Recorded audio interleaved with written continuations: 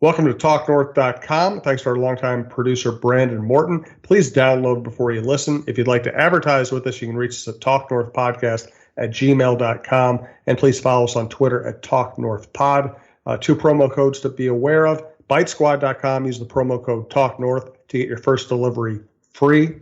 And go to SodaStick.com, the great local apparel company. Use the promo code YouBetcha to get free shipping on any sized order. 5, 4, 3, 2,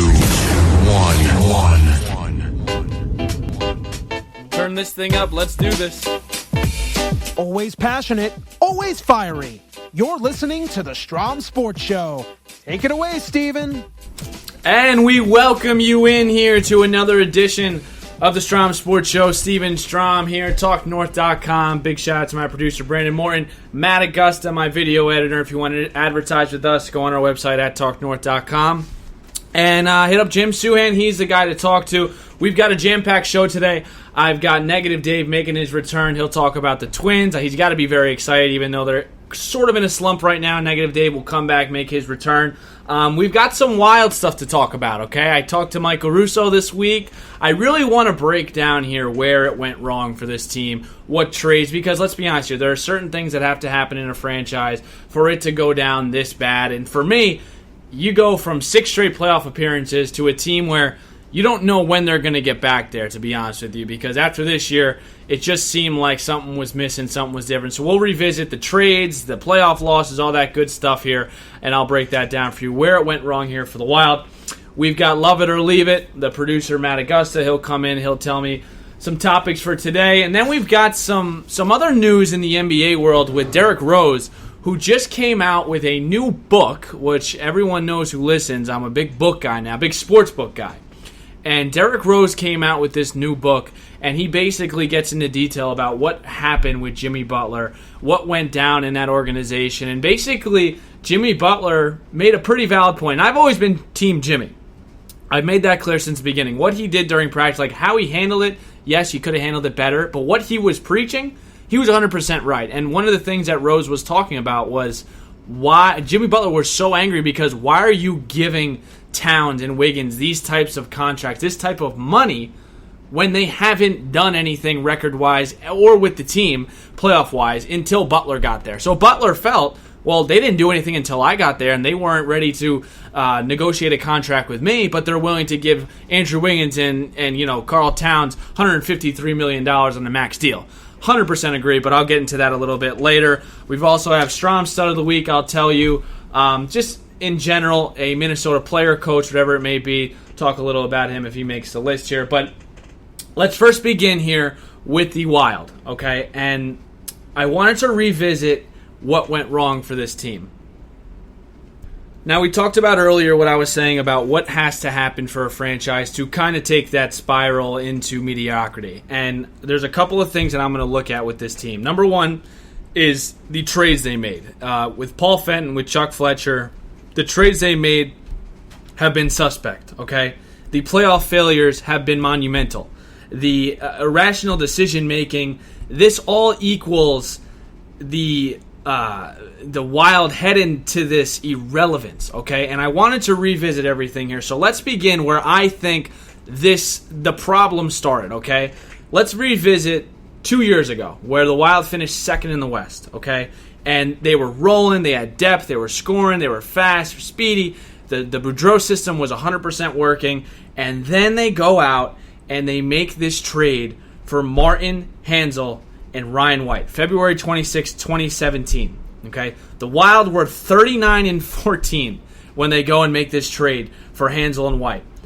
After winning 2 in a row, okay, they lose 9 of 11, and they head into the playoffs cold. And that's what you do not want to end an NHL season going cold, okay? And that's exactly what happened. And when White and Hanzal came, the lineup, the vibe, the whole team, it just changed. It wasn't the same team. Hanzal slowed down the line. White was taking dumb penalties. So that's the first head scratcher to me.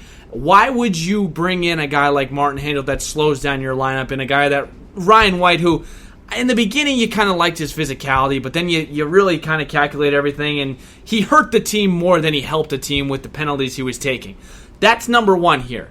Martin Hanzal completely screwed up the chemistry of that Wild team. They head into the playoffs cold, and then they get ousted by the Blues in 5 games. That's the next one here. Losing to the Blues in 5 games in the first round after finishing 49-25 is inexcusable. Inexcusable.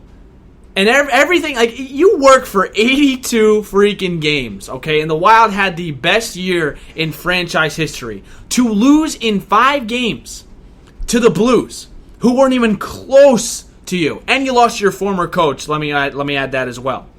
That was a huge playoff failure. And there's been playoff failures, they lose to the Blackhawks, they lose to the Blue, they lose to the Jets, forget all that. When they lost to the Blues in 5 games in 2017, you knew something was going to have to change.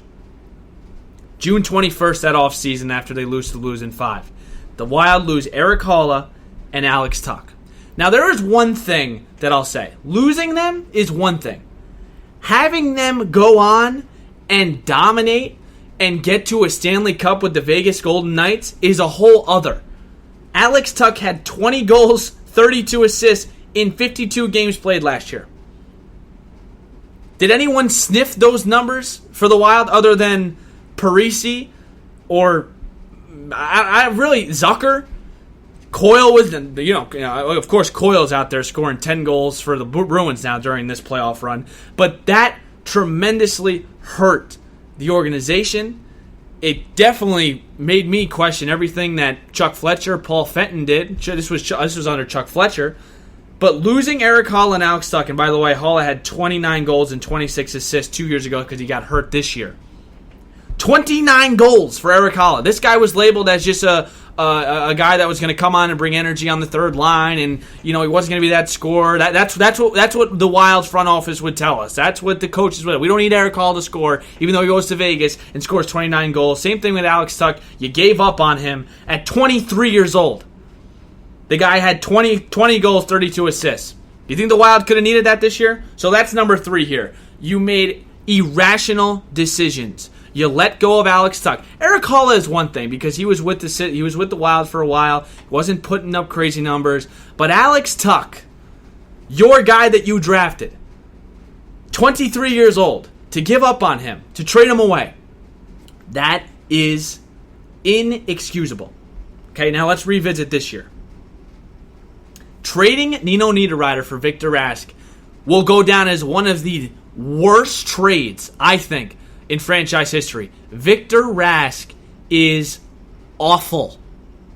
Awful. He doesn't fit the system. He doesn't score goals. He doesn't check. He doesn't do anything that really helps this team. As Nino Niederreiter made it to the conference final. Was it the Hurricanes made it to the conference final, right? They made it to the conference final? Made it to the conference. They got swept by the Bruins. Nino Niederreiter goes to Carolina. And I don't know. I know he scored a couple of goals. I know he was. But still, he gets to the conference final. As the Wild are stuck with Victor Rask. Okay? Now, the last thing I'll say is the injuries during this whole... And this is really... I'm talking about the Suter and Parise era. The other thing here is the injuries. We combine the trade failures, the irrational decisions, the playoff failures, and the injuries, and this is what you get. And here's the injury part. 2 years ago, the Wild got hot towards the end of the year. And then they lose Ryan Suter during a Dallas Stars game, and they miss him during the Winnipeg series. Now, do I think they could have beat Winnipeg with Suter? I do. When he went out, no, I didn't think they had a chance. And they ended up losing in 5 games. And then Parise gets hurt in the Winnipeg series. And then Dumba gets hurt this year. There has been a plethora of injuries throughout this Suter-Parise era, and it starts with Parise. He can't stay healthy. But this is a team now that went all in for Parise and Suter, handcuffed them in the salary cap so they couldn't build around him. And let's be honest here, those two, they're not good enough to win a cup by themselves. They're not. And the way the Wild drafted and the way some of these guys came up, they did not. We sit and we talk about Mikael Granlund. Granlund was a really nice player for the Wild last year. But you know what? He didn't live up to expectations. Charlie Coyle, I bet he's the nicest guy. I heard he's so super nice guy. Didn't live up to expectations. Nino Niederreiter, got him from the Islanders. Who did we trade for him? Cal Clutterbuck. Get Nino Niederreiter. Had a great playoff. Hurt his ankle, whatever it may be. Never was the same.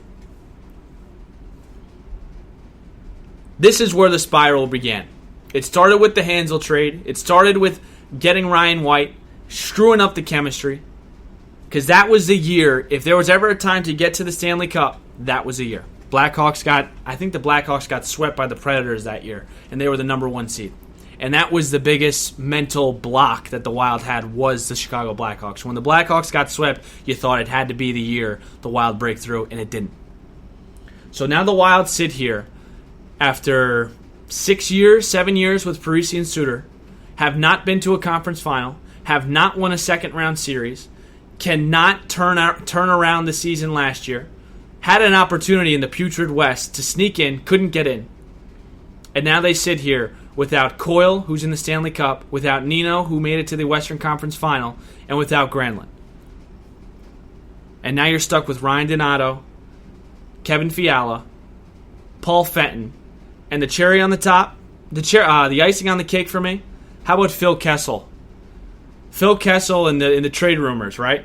You had them talk about maybe Zucker for Kessel. How about Kessel coming out and says, I don't want to go to Minnesota. First of all, Phil, you're from there. You went there. So Phil goes, I don't want to go to a team that's not contending. How sad is that? You've got 2 guys, 13 years, $96 million, that you paid for in Parise and Suter. And you're in year 6 or 7, or maybe year 8 next year. And you have a guy in Phil Kessel who says, no, thank you. I don't want to go somewhere we don't contend. If that's not rock bottom for the organization, I don't know what is. 6 straight years in the playoffs, playoff misery, the failures, the injuries, the irrational decisions as we watch Eric Howla, we watch Alex Tuck, we watch Nino, we watch Chuck Coyle. Chuck Coyle in the Stanley Cup. And the Wild sit back there, and they're trying to make trades, but no one wants to come here. Negative Dave. Maybe I'll bring it up to him. I don't want to get him too amped up. But Negative Dave, he's up next here. We'll talk about the Twins, see if they can get out of this little skid they're at, and we'll get his thoughts here as he makes his return on to the Strom Sports Show. All right, here, and as promised, he makes his return back here, and it is Negative Dave. He's back. It's 100 in Arizona. It's 100 at the Minnesota Twins clubhouse right now. They have been on fire, even though they dropped 2 out of 3 against Cleveland. They're still 41-20 as they open up a series against the Detroit Tigers. Hopefully they can beat up on them. David, it's nice to have you back. How's everything? Catch me up here. It's good. It's good to be in from the heat and doing the show again. Yes, it is, Dave. Yeah. The Twins, they should easily get over 100 wins this year, don't you think? Oh, well, listen, when we started talking about this in the beginning of the year, I don't even think that wasn't even a thought. And now at 41 wins, a quarter of way into the season, you have to assume that they're going to get, it has to be 100 wins, right? Well, I think it's a failure of the season if they don't at this point. Look at all the games they got left against Chicago, Kansas City, and Detroit. I don't know. Dave, let me just ask you this. Let me just ask this real quick. What, in your opinion, are we dreaming right now? Is this the best they can get right now for the Twins? This is a dream that they're this good. What in your mind have you seen why they've been so successful? Mauer's not in the lineup anymore. Look how they spread it out a little more. You got some power in there. Guys, like we said when we did a preview of the Twins, that Buxton and Rosario were the 2 keys for the season. And you're getting steadiness out of Buxton. He's run into a couple of walls, but he hasn't been hurt, and he produces out of a 9-hole. And then Rosario, although he goes into some pretty bad streaks, Yeah. He's got, 19 homers or something like that? He's like second. Yeah, he 18 home runs, 50 RBIs. Yeah, and then they filled it in with some other guys like Cron and Polanco's been great, Dave. Polanco's our all-star. Kepler has been, he goes a little hot and cold, but last night he gets 3 bombs. And I'll be honest with you, and I know I slam Bauer a lot, but I really do think him being gone, this is a different type of clubhouse and atmosphere. The guy was just boring Joe, making all this money. And now all of a sudden, I mean, it's pretty much the same team. That's what throws me off, Dave. It throws me off because this is literally the same team minus Mauer. I mean, yes, you added Cron, you added Cruz, but like